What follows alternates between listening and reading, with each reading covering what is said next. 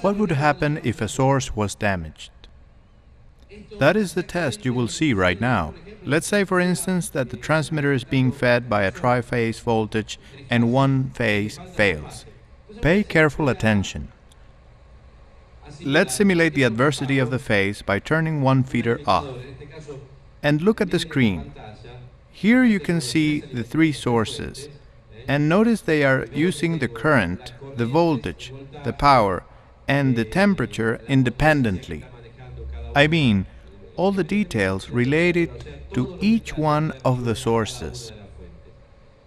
As I said before, we will turn a source off to simulate the setback. This is pretty much what would happen.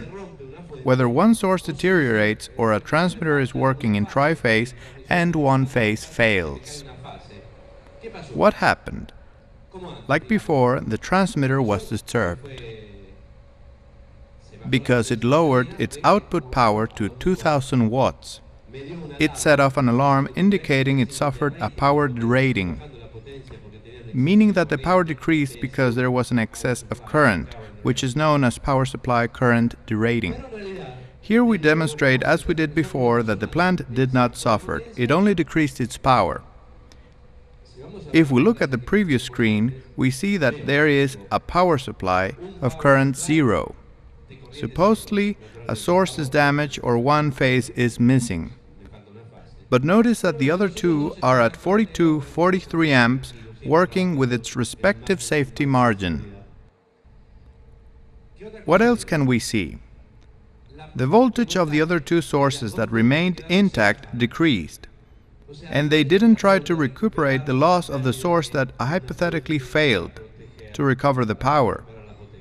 When detecting this inconvenience, what the transmitter did was to set itself on a safety mode so it wouldn't overload the others. This way, a source that could be working at 50 volts, supplying 45 or 50 amps, is now working with 30 volts and supplying 43 amps with no stress.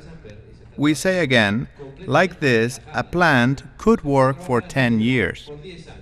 Well, this test simulated a damaged source. What would have happened with other equipment? They would have had to be immediately repaired because if the plant works this stressed over 15 days, it will damage the second one. In this case, practically nothing happened. Temperatures remained low. Look, 29 degrees, 40 degrees, everything is fine.